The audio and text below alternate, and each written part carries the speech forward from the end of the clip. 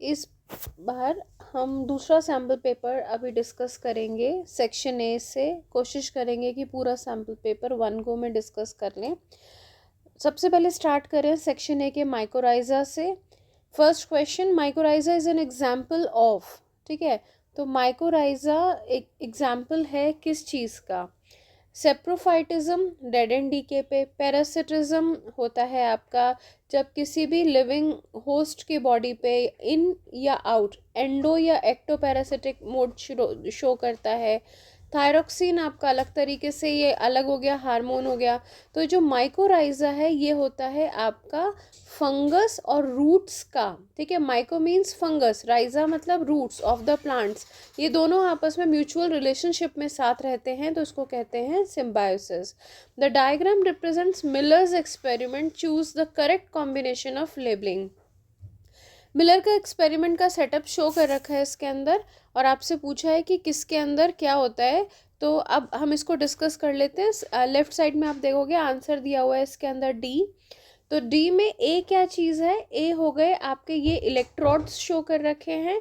B हो गया यहाँ पर आपके चारों जो जो मटेरियल या हम कह सकते हैं ये उस टाइम पर रिड्यूस्ड एटमॉस्फेयर में प्रेजेंट थे, जैसे कि NH3, ammonia, hydrogen, water vapours and methane, ये चारों प्रेजेंट थे, तो ये इस बी फ्लास्क के अंदर शो कर देंगे। सी यहाँ पर शो कर रखा है आपका कोल्ड वाटर, और डी यहाँ पर शो कर रखा है आपका ये वाला हिस्सा वैक्यूम का, और ई का मतलब हो गया ये आपका टैप। ठीक है, यू ट्रैप है ये वाला, ये आपको ध्यान रखना है यहाँ पर। अब आ जाओ क्वेश्चन नंबर 3 पे। Energy transfer from one trophic level to another is हमेशा कैसे होती है? जब सनलाइट से प्रोड्यूसर पे आती है तो वो 1% होती है, लेकिन प्रोड्यूसर से आगे किसी भी लेवल पे जाती है, सेकेंड ट्रॉफिक लेवल हो, थर्ड हो, फोर्थ हो, हर जगह पे जितनी जाती है वो होती है आपकी 10%। अब नेक्स्ट आ जाओ क्वेश्चन नंबर 4 पे। Select the options that give the correct description of the process of natural selection with respect to the length of the neck of the giraffe। ठीक है, अब इसमें आप देखोगे कि ये जो ग्राफ शो कर रखा है ये एक डायरेक्शन में मूव कर रहा है। ठीक है, तो इसका आंसर क्या हो जाएगा? Directional selection as giraffe with longer length necks are selected. ठीक है, तो ये डायरेक्शनल है, एक डायरेक्शन में मूव कर रहा है, इस वजह से इस वाले का नाम ये वाला आएगा। बी पॉइंट है इसका करेक्ट आंसर। नेक्स्ट आ जाओ क्वेश्चन नंबर 5 पे। Larger holes in the Swiss cheese, question दिया हुआ है आपको माइक्रोब्स चैप्टर से। Due to the production of the large amount of carbon dioxide by specific microbe, बिल्कुल ठीक है। और ये जो स्पेसिफिसिटी है या कैरेक्टरिस्टिक टेक्सचर है, फ्लेवर है या टेस्ट है स्विस चीज़ का, वो आता है because of the bacterium propionibacterium shermanii. ठीक है, तो ये भी माइक्रोब्स चैप्टर से लिया हुआ है। दोनों ही असर्शन और रीज़न करेक्ट है, और दोनों एक दूसरे को बिल्कुल सही तरीके से एक्सप्लेन करते हैं। नेक्स्ट आता है आपका क्वेश्चन नंबर 6। क्वेश्चन 6 में दे रखा है gene flow increases genetic variation. ठीक है, gene flow increases genetic variation. Hardy Weinberg principle के 5 फैक्टर्स हमने वहाँ पर पढ़े थे, gene migration, genetic drift, mutation और क्रॉसिंग ओवर। इस तरीके से हमने उसमें एक फैक्टर ये भी पढ़ा था जीन फ्लो। तो जीन फ्लो जो होता है वो जेनेटिक वेरिएशन को इंक्रीज करता है, एक बात। दूसरा रीज़न आता है आपका इसके अंदर, the random introduction of new alleles into the recipient population and the removal from the donor population affects the allele frequency. ये वाला जो ऑप्शन है, एक्सप्लेनेशन है, इसके अंदर आपका क्या है कि सेंटेंस करेक्ट है, जो इन्फॉर्मेशन गिवन है वो करेक्ट है, लेकिन ये दोनों आपस में रिलेटेड नहीं है, इस वजह से इसका ऑप्शन आता है बी। ठीक है, अब आता है नेक्स्ट क्वेश्चन नंबर 7। ये बायोडाइवर्सिटी के हॉटस्पॉट्स आर प्लेसेस वेयर। ठीक है, हॉटस्पॉट्स कौन से प्लेसेस होते हैं? जहाँ पर हाई डिग्री ऑफ एंडेमिज्म हो, यानी कि जब आप किसी पर्टिकुलर एरिया में अंदर एंटर करते जाते हो, फॉरेस्ट हो या कोई भी आपकी वाइल्ड लाइफ सेंचुरी टाइप हो, तो वहाँ पर जब आप एंटर करते हो तो एक स्पेसिफिक एरिया आ जाता है जहाँ पर एक स्पीशीज़ जो होती है वो सबसे ज़्यादा मिलती है। ठीक है, तो वहाँ पर high degree of species richness है। तो ये सारे के सारे ऑप्शंस जो हैं वो करेक्ट हैं। तो ये इसका जो ऑप्शन आएगा आपका सेवन्थ का वो आएगा बी, यानी कि ऑल ऑफ दीज। तो यहाँ पर आप आंसर भी देख सकते हो, आपको लेफ्ट साइड में दिया है hotspot is the area with the high density of the mike biodiversity और mega diversity which are also the most threatened ones. ठीक है, जो थ्रेटेंड वंस होते हैं वही वाली स्पीशीज़ है, लेकिन पर्टिकुलर एरिया के अंदर काफ़ी ज़्यादा अमाउंट में मिलती है, लेकिन वो अंदर की तरफ है, जैसे हाई डिग्री ऑफ एंडेमिज्म है। ठीक, तो यहाँ पर high degree of habitat loss जो है ये वाला भी इसके अंदर ऑप्शन है। और इसके एग्जांपल्स जो दे रखे हैं दो हॉटस्पॉट्स के, वो है आपका north east Himalayas and western Ghats, इसका एग्जाम्पल दे रखा है एंडेमिज्म का। और ये 4 फैक्टर्स हैं जो हॉटस्पॉट्स को डिटरमाइन करते हैं, और वो कौन कौन से फैक्टर्स हैं आपके। पहला हो जाएगा number of species diversity, degree of endemism, degree of threat to habitat due to the degradation और फ्रेगमेंटेशन। फैले हुए नहीं होते जोग्राफिकल एरिया में, पूरी जगह नहीं होते हैं वो वाले ऑर्गेनिजम्स, एक स्पेसिफिक एरिया में अंदर जा कर के ही मिलते हैं, तो इस वजह से ये वाला पॉइंट जो है ये भी ठीक है, और डिग्री ऑफ एक्सप्लॉयटेशन का भी एक्सप्लेन करता है। नेक्स्ट आता है आपका question number 8, which of the following is a hormone releasing intra uterine devices. कौन सा हार्मोन है जो आपका release which of the following is a hormone releasing intra uterine devices. ठीक है, तो 8th का ऑप्शन हो जाएगा आपका D, LNG-20। LNG which of the following is a hormone releasing intra uterine devices. तो इंट्रा यूटेराइन डिवाइसेस के अंदर हो जाएगा आपका 8 का डी, यानी कि LNG-20 हार्मोन रिलीजिंग वाला आईयूडी है। आपको याद होगा कि इंट्रा यूटेराइन डिवाइसेस में आपने पढ़ी हुई हैं काफ़ी सारी, मेडिकेटेड, नॉन मेडिकेटेड और हार्मोनल, इस तरीके से। ठीक है, अब आ जाओ आप क्वेश्चन नंबर 9 पे। Observe the schematic representation of assisted reproductive technology, यानी कि रिप्रोडक्टिव हेल्थ से क्वेश्चन उठाया हुआ है, ART वाला है, और आपसे पूछा गया है कि इसमें से आप आइडेंटिफाई करो कि कौन सी अप्रोप्रिएट टेक्निक है जो डिपिक्टेड है इस वाले अबव डायग्राम में। तो अबव डायग्राम में आप नोट करोगे तो यहाँ पर क्या दिखा रखा है इन्होंने, होल्डिंग टूल है, और ये किसको होल्ड कर रखा है, ये एग है, और इसके बाद ये बीच में जो इंजेक्शन लग रहा है, इंजेक्शन से वर्ड से याद आ जाएगा आपको ICSI, है ना। ICSI की फुल फॉर्म क्या होती है, intracytoplasmic sperm injection. You can see कि इंजेक्शन के अंदर sperm being injected into the cytoplasm of the egg using a fine needle. ठीक है, तो ये एक इनफर्टिलिटी का ट्रीटमेंट है जो इन्वॉल्व करता है injecting the sperm into the person's egg in the laboratory. अब आ जाओ क्वेश्चन नंबर 16 पे। Among the following stem cells which are found in the umbilical cord, sorry question number 10 है ये आपका। Among the following stem cells which are found in an umbilical cord, umbilical cord के अंदर कौन सा वाला आपका मिलता है, तो इसका आंसर हो जाएगा सी, यानी कि एम्ब्रॉयनिक स्टेम सेल्स। ठीक है, embryonic stem cells is the right answer for this. Question number 11 पे आ जाओ। Alpha interferon act as biological response modifier. ठीक है, ये हमने पढ़ा था कैंसर की हेडिंग के अंडर।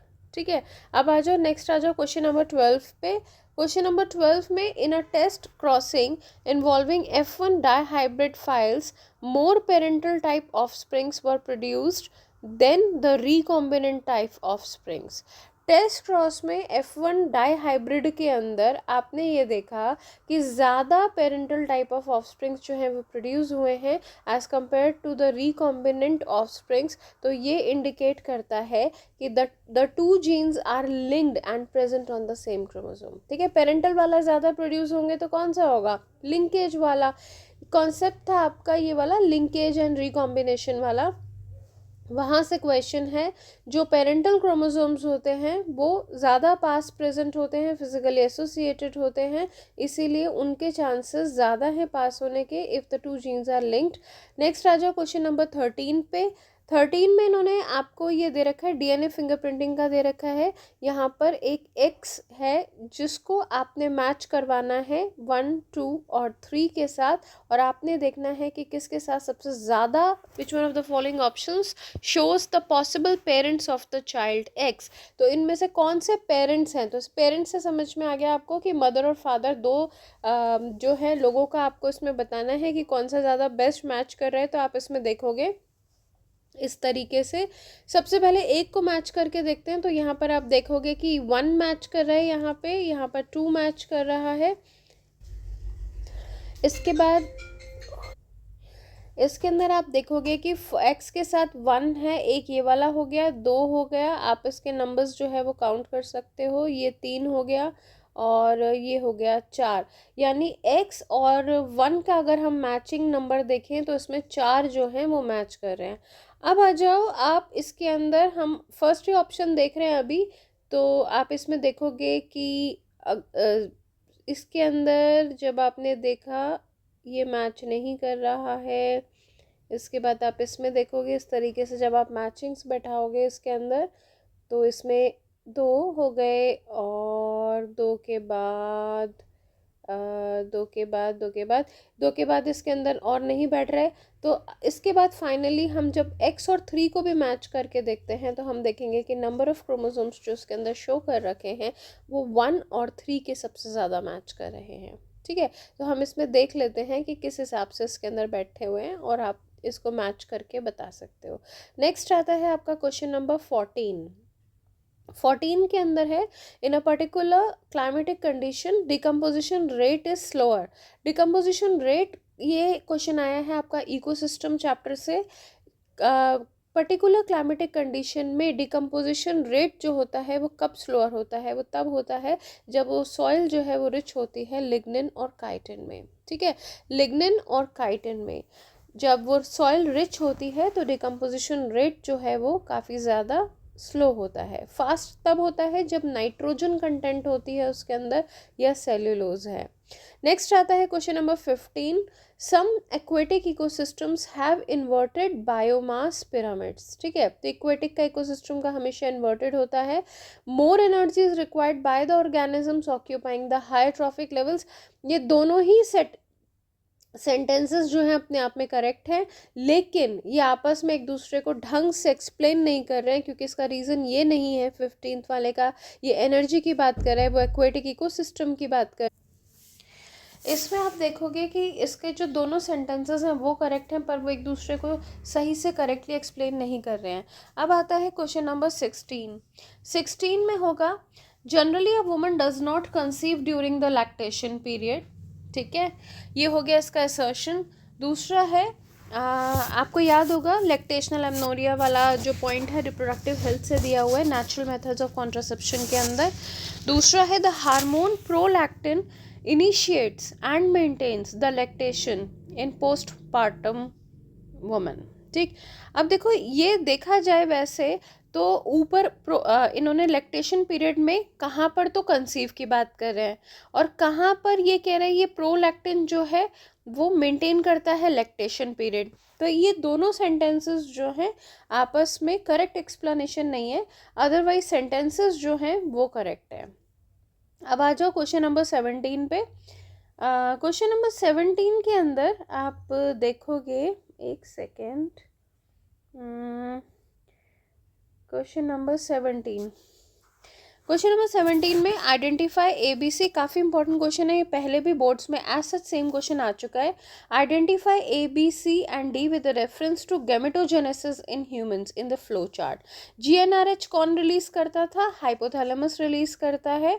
ये आपका ह्यूमन रिप्रोडक्शन का चैप्टर है। LH और FSH ये क्या हो गए आपके? गोनाडोट्रोपिन्स हो गए। गोनाडोट्रोपिन्स जो होते हैं ये रिलीज होते हैं by the pituitary glands. LH जो है कौन से सेल पे काम करता है? तो वो काम करता है लेडिक सेल्स पे। और FSH किस पे काम करता है? सर्टोली सेल्स पे। लेडिक सेल्स जो होते हैं वो एंड्रोजन यानी टेस्टोस्टेरोन रिलीज करते हैं और किसके ऊपर क्या प्रोसेस चलाता है इसका? स्पर्मेटोजेनेसिस, ठीक है, स्पर्मेटोजेनेसिस। और ये वाले जो फैक्टर्स हैं वो किसके लिए रिस्पॉन्सिबल होते हैं? स्पर्मियोजेनेसिस, ठीक है, दिस इज स्पर्मियोजेनेसिस। अब आ जाओ नेक्स्ट क्वेश्चन पे, क्वेश्चन नंबर 18। ये वाला क्वेश्चन दे रखा है आपका, इन्होंने पूछा कि ADNA और BDNA क्या होता है।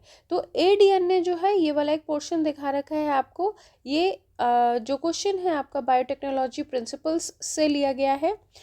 ADNA दिखा रखा है आपका वेक्टर DNA और BDNA दिखा रखा है फॉरेन DNA, ठीक है, vector DNA, foreign DNA। Study the, यहाँ पर हम लिख सकते हैं कि वेक्टर DNA और फॉरेन DNA के 2 DNA दिखा रखे हैं।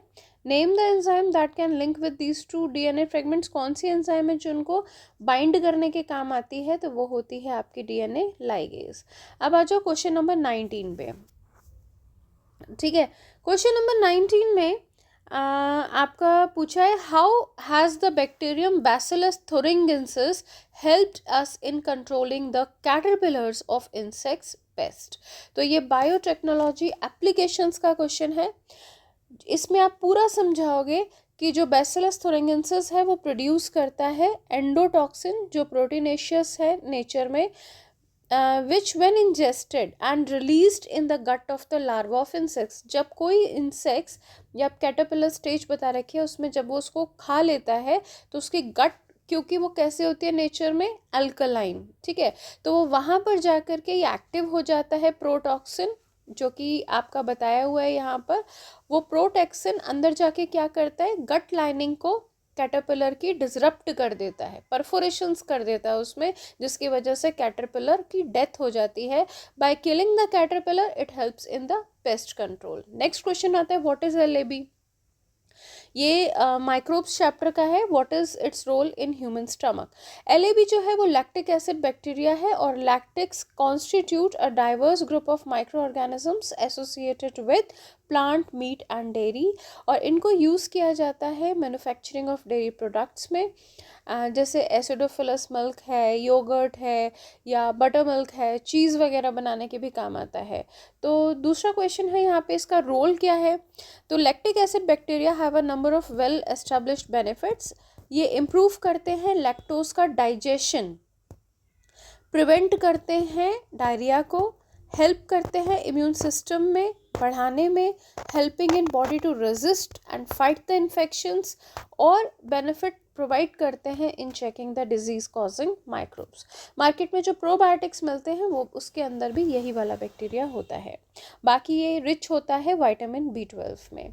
नेक्स्ट क्वेश्चन आता है, in the diagram given below show the path of the pollen tube from the pollen on the stigma. यहाँ पे जो स्टिग्मा पे आपका पॉलन दिखा रखा है ये वाला, and the embryo sac, name the components of the egg apparatus। अब आप यहाँ पे फिगर में देख सकते हो, साइड में आप इस तरीके से इसके अंदर पॉलन ट्यूब बना सकते हो। आप बताओगे उसमें पॉलन ट्यूब है, इसके बाद पॉलन ट्यूब की आप एंट्री इस तरीके से दिखाओगे, अंदर मूव करते हुए इस तरीके से अंदर एंटर कर गया है। लेफ्ट साइड में देखो पॉलन ट्यूब दिखा रखा है, एम्ब्रियो सैक में ये बताना पड़ेगा जिस जगह से एंटर करता है माइक्रोपाइलर एंड होता है, तो ये वाली चीज़ें क्या हो जाएंगी, ये हो जाएगी आपकी सिनोगेट्स हो जाएंगी, ठीक है। उसके बाद आप पूरा एक्सप्लेन कर सकते हो कि यहाँ पर एक सेल है, जैसे कि ये है पोलर न्यूक्लिया एंटीपोडल्स हैं, इस तरीके से आप पूरे डायग्राम को एक्सप्लेन कर सकते हो। नेक्स्ट क्वेश्चन है, कभी भी एक बात का ध्यान रखना, एक जब हम कभी भी वन फ्लो में काम करते हैं तो हम सेकंड क्वेश्चन को कई बार ना निग्लेक्ट कर देते हैं।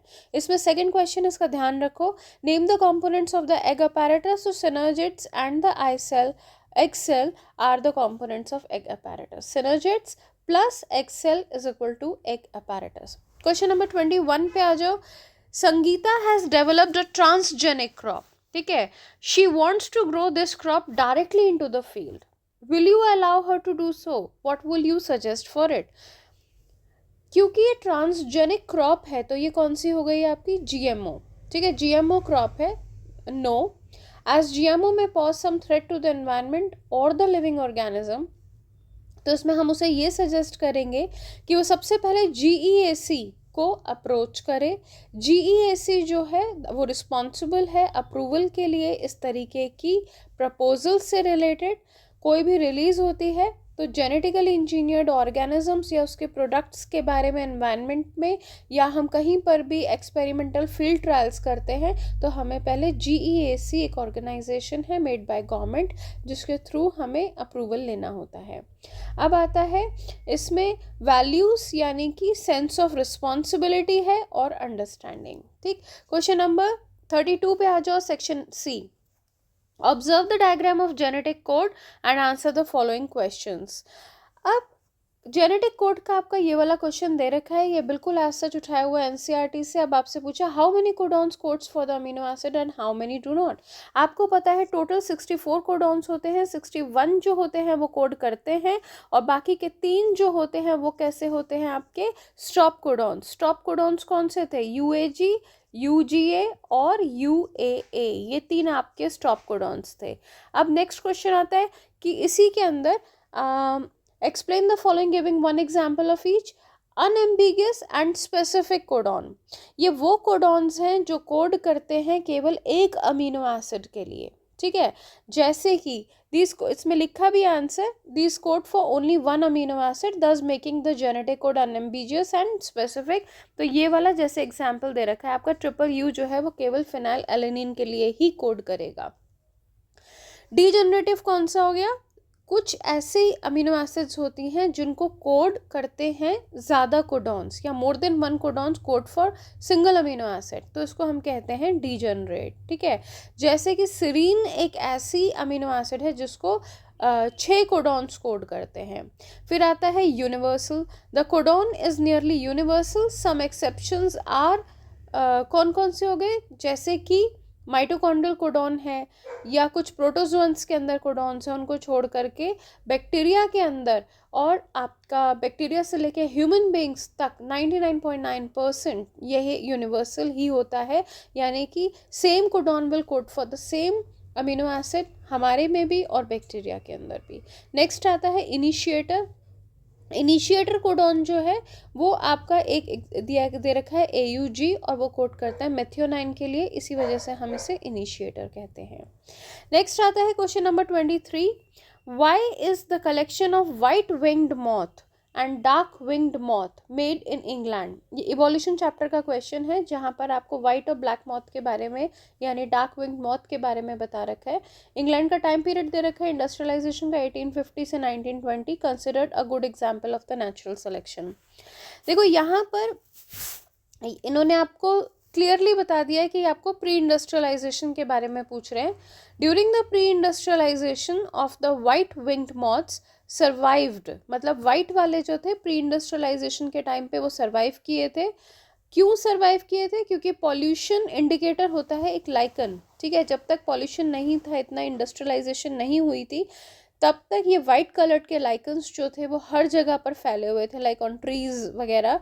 लेकिन जैसे ही पोस्ट इंडस्ट्रियलाइजेशन हुई, चारों तरफ स्मॉग और डस्ट और ये सब फैलना शुरू हुआ, तो वाइट विंग्ड मॉथ्स जो थे वो सर्वाइव नहीं कर पाए because of the predators.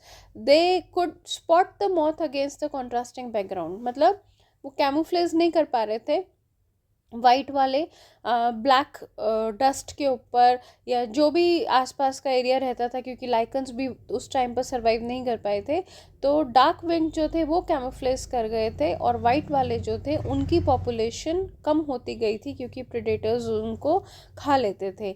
Next आता है आपका क्वेश्चन, इसी का second part, evolution is based on the chance events in nature and chance mutations in organism. अब ये जस्टिफाई करो स्टेटमेंट को।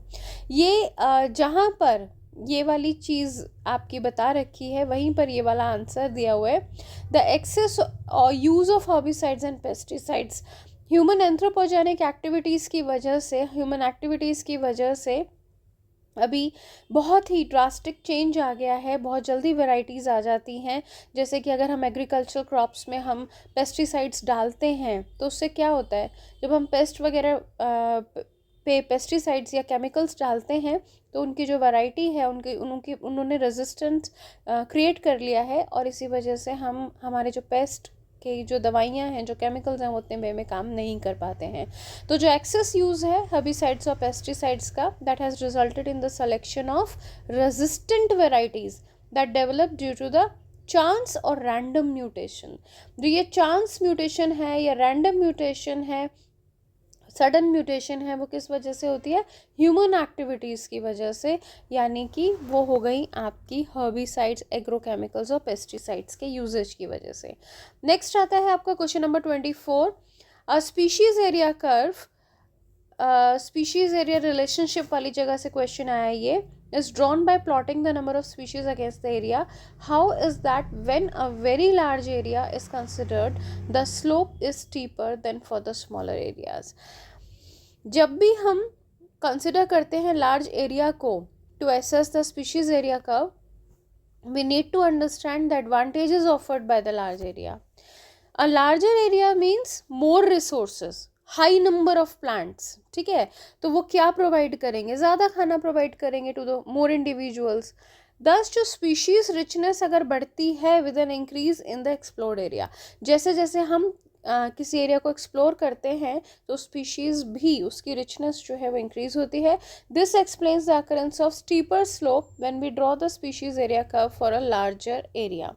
द टर्म जेनेटिक डाइवर्सिटी वाला, यानी ये क्वेश्चन आ गया अब और के बाद, what is the इस वाले में ना एक बार एनसीईआरटी से देख करके साइंटिस्ट का नाम भी दिया हुआ है इसके अंदर, ठीक है, उस साइंटिस्ट का नाम भी जरूर देख लेना, इसके अंदर मेंशन कर देना क्योंकि वो आपके आंसर में मेंशन नहीं है, ठीक है।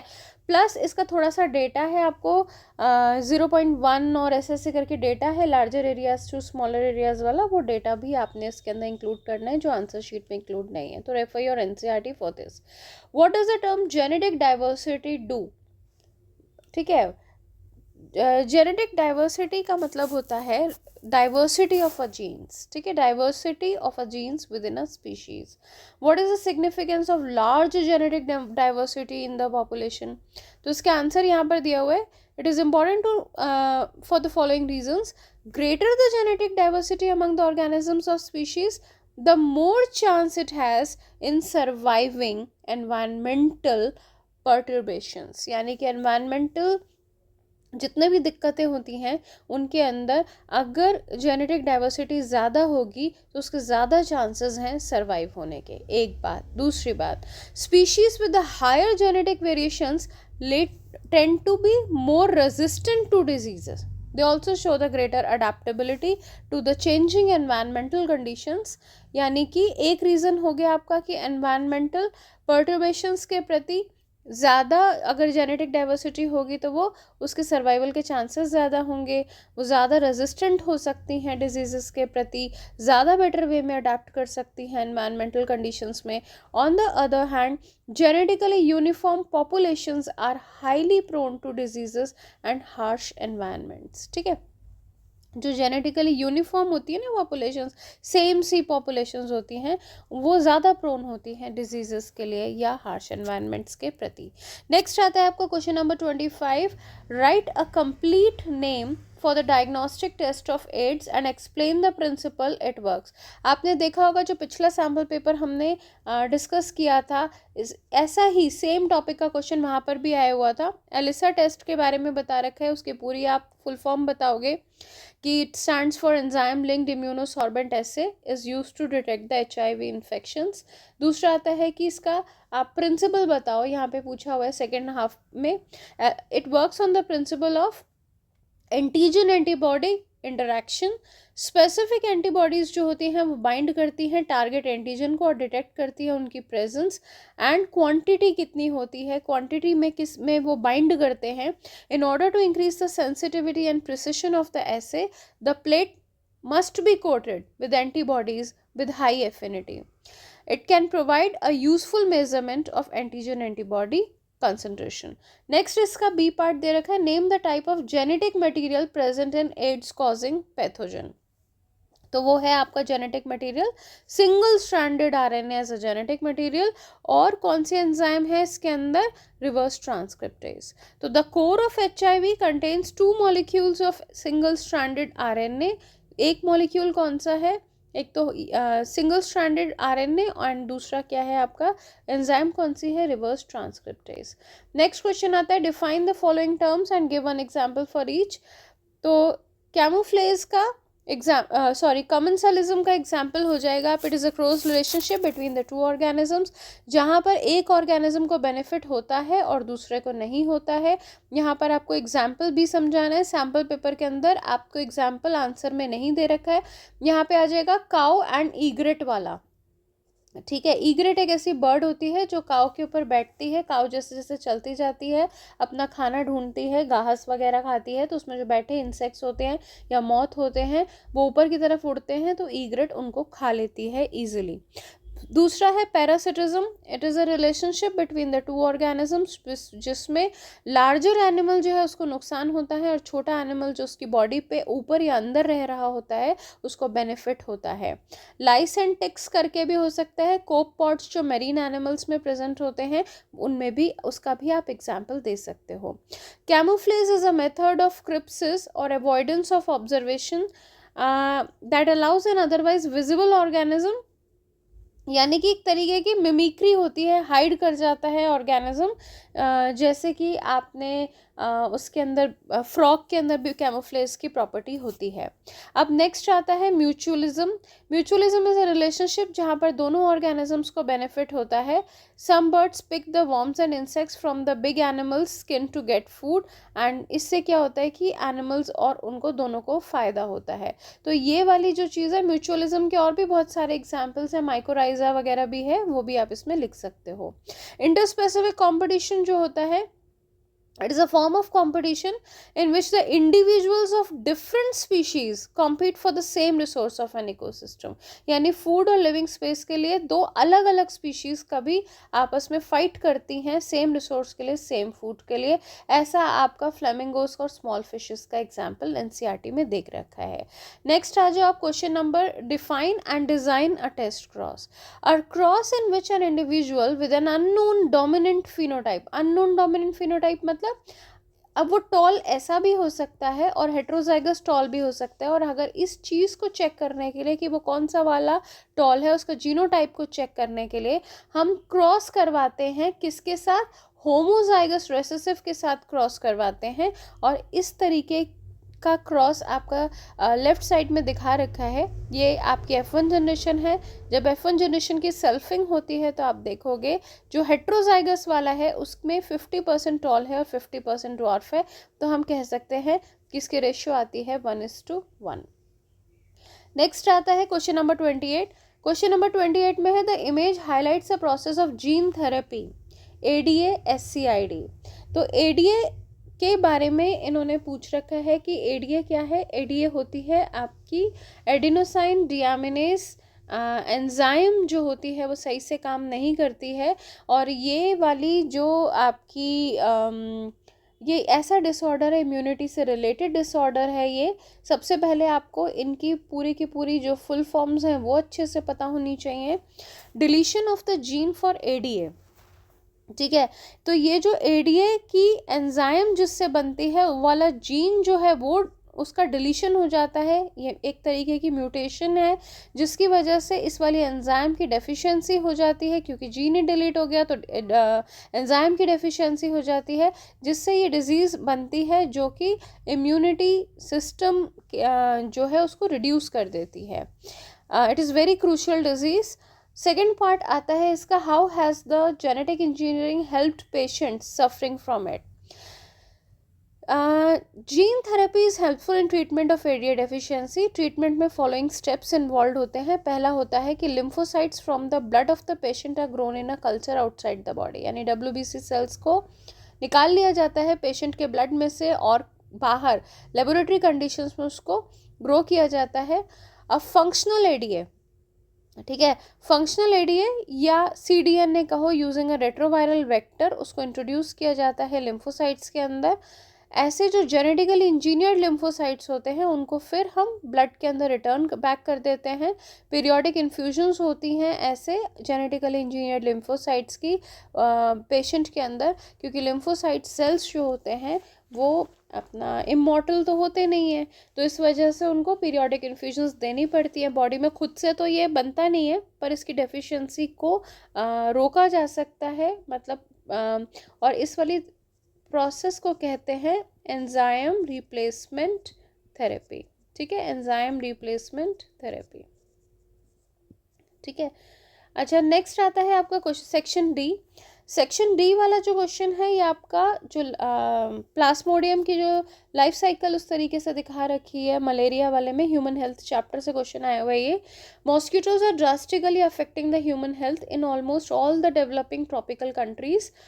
Different species of mosquitoes cause very fatal diseases, so much so that humans lose their life if they survive, are unable to put in productive hours to sustain their life. With the results, the human index of the country goes down.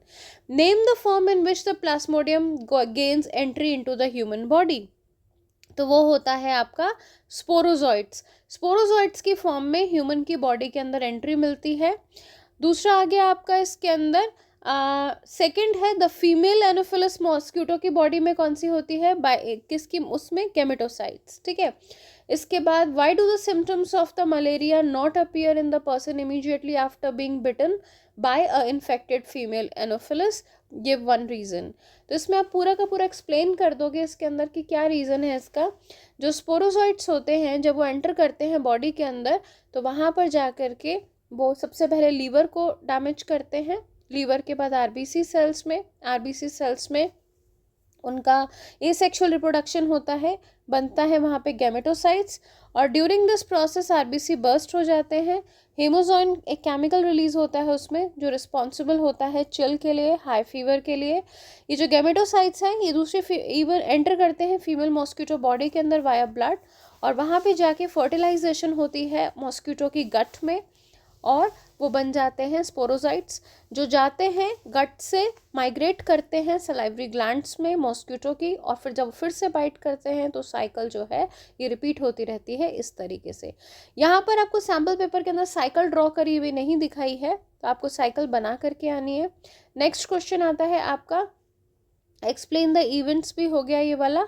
Next आता है name a species of mosquito other than the female Anopheles and the disease for which it carries the pathogen, और वो है आपका Aedes का. ये आपका book के अंदर दिया हुआ है. एडिस मॉस्किटो फीमेल है, डेंगू चिकनगुनिया इसके लिए रिस्पॉन्सिबल है.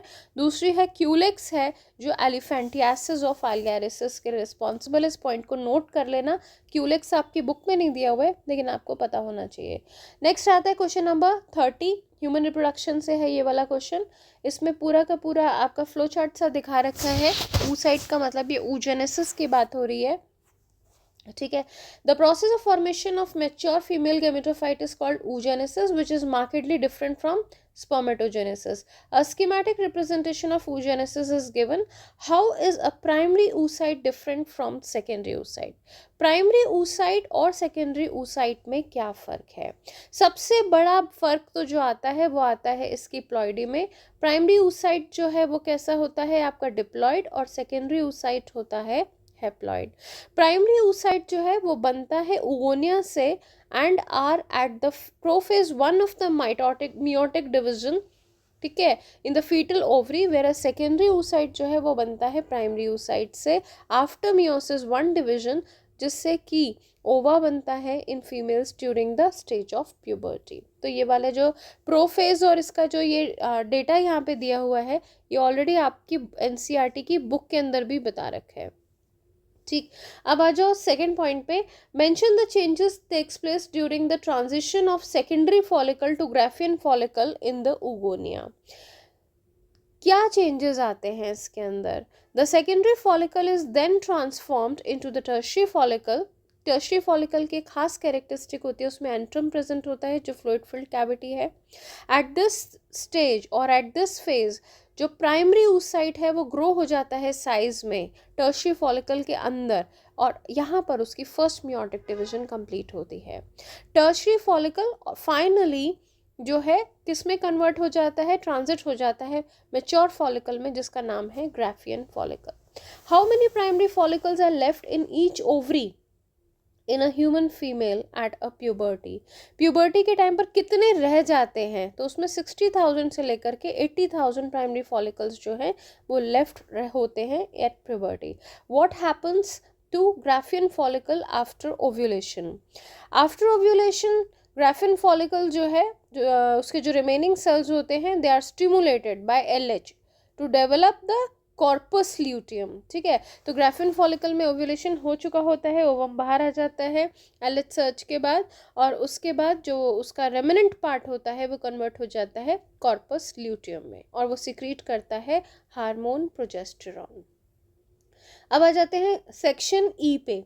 सेक्शन ई में define an operon, given an example of inducible operon, ठीक है। ओपेरॉन का ये वाला एनसीईआरटी में आपको दिया हुआ है, ये वाला पूरा का पूरा बहुत अच्छे से बता रखे। In the presence of lactose, in the absence of lactose, वो दोनों के दोनों डायग्राम्स यहाँ पर आएंगे। A functioning unit of genomic DNA contains a cluster of genes under the control of single promoter, जिसको हम कहते हैं ओपेरॉन। मतलब ये एक आपकी फंक्शनल यूनिट है जेनियोमिक डीएनए की, जिसके अंदर जीन्स के क्लस्टर्स प्रेजेंट होते हैं, जो control under the control of a single promoter इनको कंट्रोल करता है, और इसे हम कहते हैं operon. Operon is generally transcribed into polycistronic mRNA. क्यों बोला? बिकॉज पॉलीसिस्ट्रोनिक क्या था? सिस्ट्रॉन किसमें था? ये वाला प्रोकैरियोट्स में। A single mRNA which codes for more than one protein is called as polycistronic mRNA, ठीक है। तो आपको यहाँ से पॉलीसिस्ट्रोनिक mRNA की भी डेफिनेशन मिल गई। An operon is made up of 3 basic DNA segment components. इसको हम पूरा एक्सप्लेन करेंगे कि यहाँ पर प्रमोटर होता है, ऑपरेटर है, स्ट्रक्चरल जीन्स हैं, वो सारा यहाँ पर एंजाइम्स कौन सी बनती हैं आपका ZYA से जीन्स के थ्रू, वो सारा एक्सप्लेन करेंगे। प्रमोटर के अंदर आएगा nucleotide sequence that enables a gene to be transcribed is called as promoter, और यहाँ पर आरएनए पॉलीमरेज जो है वो इनिशिएट करवाती है ट्रांसक्रिप्शन को। Operator, a segment of DNA to which a repressor binds is called the operator. जहाँ पे जाकर के रिप्रेसर बाइंड करता है उसे ऑपरेटर कहते हैं। स्ट्रक्चरल जीन क्या है? The genes that are co-regulated by the operon are called as structural genes. Inducible operon, when the operon is regulated by an inducer, और इस केस में इंड्यूसर कौन है? यहाँ पर आपका लैक्टोज है। An inducer can switch on और off the present operon. Lac operon is an example of the inducible operon. Lactose is a substrate of the enzyme beta galactosidase and is the inducer of the lac operon, ठीक है। तो यहाँ पे आपने पूरा बताना है इसके अंदर कि जो Z होता है वो बीटा गैलेक्टोसाइडेज देता है, Y जीन जो है परमिएज, और A जीन जो है वो ट्रांसएसिटाइलेज को देता है। The given diagram shows the working of the lac operon in the absence of an inducer. जब एब्सेंस वाली कंडीशन भी आप एक्सप्लेन करोगे, रिप्रेसर जो है वो जाके जुड़ जाता है, बाइंड कर जाता है ऑपरेटर रीजन के साथ, और ट्रांसक्रिप्शन को प्रिवेंट करता है। In the presence of an inducer, repressor becomes active, repressor becomes inactive. This allows a transcription in the operator region which results in the release of mRNA. Subsequently mRNA जो है फिर वो promote करता है translation and protein synthesis is accomplished. Next आता है आपका question ये वाला और करके दिया है, explain the process of transcription in prokaryotes. पूरा डायग्राम आएगा इसमें, तीनों के तीनों स्टेप्स बताओगे आप, इनिशिएशन, एलोंगेशन एंड टर्मिनेशन वाला। आरएनए पॉलीमरेज जो है इनिशिएशन में जाकर के प्रमोटर रीजन पे जुड़ जाती है। इसमें एक फैक्टर होता है सिग्मा फैक्टर, ठीक है, और ये आप इसको बताओगे कि सिग्मा फैक्टर वहाँ पे जुड़ता है। एलोंगेशन के अंदर क्या होता है? Nucleoside phosphates serves as substrate following the rule of complementarity. RNA polymerase help in opening of the helix and continues elongation, ठीक है। एलोंगेशन में आरएनए पॉलीमरेज जो होती है वो हेलिक्स को ओपन करने का काम और उस कंटिन्यू करती है एलोंगेशन में। टर्मिनेशन फैक्टर होता है रो फैक्टर। यहाँ पे जो नेसेंट आरएनए फॉल्स ऑफ, ठीक है, यहाँ पे दिखा रखा है आपको ये वाला कि आरएनए फॉल ऑफ कर गया along with the RNA polymerase, ठीक है। नेक्स्ट आता है आपका, इसका पूरा डायग्राम के साथ पूरा अच्छे से एक्सप्लेन करके आना है। नेक्स्ट आता है question number 32, why should a cell be made competent in biotechnology experiments? How does the calcium ion help in doing so? ठीक है, and state the role of ballistic guns in biotechnology experiment. ये उठाया गया है आपका question biotechnology principles से। Since the DNA molecules are hydrophilic, ठीक है, तो वो सेल मेम्ब्रेन से तो पास हो नहीं सकते ऐसे ही। For recombinant DNA to be integrated into the vector और host DNA it is necessary कि DNA is to be inserted in the cell. Therefore, making the host cell competent is necessary for the biotechnology experiments. तो इसके अंदर दो तरीके हैं can be made to competent करने के लिए. तो पहला हो जाएगा आपका केमिकल एक्शन. केमिकल एक्शन में होस्ट सेल को हम ट्रीट करते हैं स्पेसिफिक कंसंट्रेशन के साथ डाइवेलेंट कैटायन. डाइवेलेंट कैटायन के साथ ट्रीट करने पर वो इंक्रीज कर देता है पोर का साइज सेल मेम्ब्रेन के, और DNA is then incubated with the treated bacterial cell at 42 degree centigrade, thereby increasing the efficiency of DNA entering the through the pores in the cell wall. दूसरा method हो गया आपका heat and shock वाला. incubating the cells with the recombinant DNA on ice followed by the brief treatment of heat 42 degree centigrade and again back on ice. मतलब ice heat ice ये वाला method कहलाता है heat shock method. ठीक है, उसके बाद सेकेंड पार्ट पे आ जाओ. ये दे रखा है state the role of ballistic guns.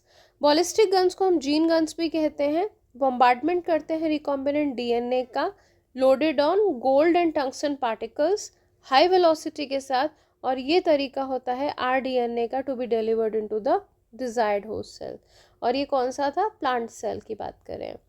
Next आता है आपका और वाला पार्ट. और वाले के अंदर for the selection of recombinants, insertional inactivation and the antibiotic marker has been superseded by insertional inactivation of marker gene coding for the chromogenic substrate. Give reason. देखो, selection of recombinant due to inactivation of antibiotics is a laborious process as it requires vector. जो हमने ये वहाँ से question है PBR 322 का पढ़ा था ना, उसके अंदर a vector with 2 antibiotic resistance marker, a preparation of 2 kinds of media plate with 1 antibiotic each. Transformed cells are first plated on the antibiotic plate which has not been insertional inactivated ampicillin and incubated overnight for the growth of the transformants. पहले case में जो transformed sales हैं, ठीक है, उनको place किया गया antibiotic plate में जिसके अंदर insertional inactivated ampicillin and in और नहीं थी. ठीक है, हैज़ नॉट बीन लिखा है ना इसमें. एंड देन उसको हमने इंक्यूबेट किया था पूरी रात for growth of transformants. For the selection of recombinants, these transformants are the replica placed on second antibiotic tetracycline plate which got inactivated due to insertion of a gene. Non-recombinants grow on both the plates, one carrying ampicillin and the other carrying tetracycline. While जो recombinants थे, they will grow only on the ampicillin plate. ठीक है, सिर्फ पहले वाले यहाँ पर recombinants grow करे हैं. यहाँ पर क्योंकि हमने यहाँ पर इंसर्ट कर दिया था ना हमने यहाँ पे जीन इनएक्टिवेटेड वाला, इसलिए वो इस वाले केस में टेट्रासाइक्लिन में वो ग्रो नहीं करे हैं. ठीक है, the entire exercise is laborious and takes more time, 2 overnight incubations as well. However, if we choose the second option, insertional inactivation of a marker that produces the color in the presence of chromogenic compound, we can distinguish between the recombinants and non-substrate recombinants on a single medium plate containing one antibiotic and chromogenic compound after overnight growth. यानी कि जहाँ पर PBR 322 का पूरा description दे रखा है आपका, उसके अंदर एंटीबायोटिक रेजिस्टेंस जीन्स प्रेजेंट हैं, फिर आप एंटीबायोटिक में ग्रो कर रहे हो, जहाँ पर आपने जौन सा वाला एंटीबायोटिक रेजिस्टेंस जीन हटा दिया है, अब वहाँ पर वो वाली एंटीबायोटिक आप डालोगे तो वहाँ पर वो बैक्टीरिया जो है वो किल हो जाएगा. इस तरीके से एक्सप्लेनेशन दी गई है एनसीईआरटी में. दूसरे ही पेज पर आपको बीटा गैलेक्टोसाइडेज यानी रिपोर्टर एंजाइम, रिपोर्टर जीन वाला, इंसर्शनल इनएक्टिवेशन वाला भी समझा रखा है, जहाँ पर जो जीन एक पर्टिकुलर एंजाइम प्रोड्यूस करता है और वो एंजाइम सबस्ट्रेट की प्रेजेंस में ब्लू कलर देती है। अगर हम उस जीन को हटा देंगे और अपना डिज़ायर्ड जीन लगा देंगे तो वो एंजाइम प्रोड्यूस नहीं होगी, और एंजाइम प्रोड्यूस नहीं होगी तो कलर कॉलोनी कैसी आएगी? वाइट। दोनों को ही आपस में कंपेयर करके बता रखा है कि ये दो तरीके हैं जिससे आप रिकॉम्बिनेंट और नॉन रिकॉम्बिनेंट्स को पहचान सकते हो। जो पहला तरीका है जहाँ पर आपने एंटीबायोटिक रेजिस्टेंस जीन वाला तरीका यूज़ किया तो वो बहुत ज़्यादा लेंदी है, काफ़ी ज़्यादा एक्सपेरिमेंट्स उसमें इन्वॉल्व हैं और टाइम बहुत ज़्यादा लगता है। लेकिन जो इंसर्शनल इनएक्टिवेशन वाली प्रोसीजर है उससे आप आसानी से रिकॉम्बिनेंट और नॉन रिकॉम्बिनेंट्स को बता सकते हो। नेक्स्ट आता है question number 33। Draw label diagram at the sectional view of the mature pollen grain of angiosperms, explain the function of any two। अब देखो इसमें mature pollen grain का आपको डायग्राम बनाने के लिए बताया है। mature में आप देखोगे इसके अंदर पूरा अच्छे से एक्सप्लेन कर रखा है, आपको जनरेटिव सेल दिखा रखा है, इसके अंदर आपकी पूरी की पूरी इसमें सारी की सारी डिटेल्स बता रखी हैं। एक्साइन है, इंटाइन है, वैक्यूल है, जर्म पोर है। ये आप डायग्राम अच्छे से लर्न कर सकते हो इसमें से देख करके। और इसकी बाद जो दूसरा क्वेश्चन इसी के अंदर आपका दे रखा है दूसरा वाला पार्ट में, स्टडी द डायग्राम बिलो और मोड ऑफ पॉलिनेशन आप बताओ। जो 3 मेथड है 1 2 3 करके बता सकते हो। 1 खुद का जैसे कि ये वाला तरीका है जिसके अंदर इन्होंने खुद से खुद में ही दे रखा है, फ्लावर के अंदर ही एंथर है और फ्लावर के अंदर ही आपका फीमेल रिप्रोडक्टिव पार्ट है, तो ये हो गया ऑटोगैमी। जो सेकंड था ये वाला हो गया गिटोनोगैमी, और जो थर्ड वाला हो गया जिसमें प्लांट ही चेंज हो गया ये हो जाएगा आपका जीनोगैमी। इसके बाद सेकंड दे रखा है how do the following plants achieve pollination successfully. तो वाटर लिली के अंदर इंसेक्ट्स और विंड से होता है, वेलेस्नेरिया के अंदर वाटर पॉलिनेशन होती है। इसमें बताते समय पूरी लाइन बताओगे। फीमेल फ्लावर्स और long stalks reach the water surface, और मेल फ्लावर्स या पॉलन जो हैं जो रिलीज हो जाते हैं पानी के, they are carried by the water current to female flowers to achieve the pollination. तीसरा आता है flowering plants have developed many devices to avoid the inbreeding depressions.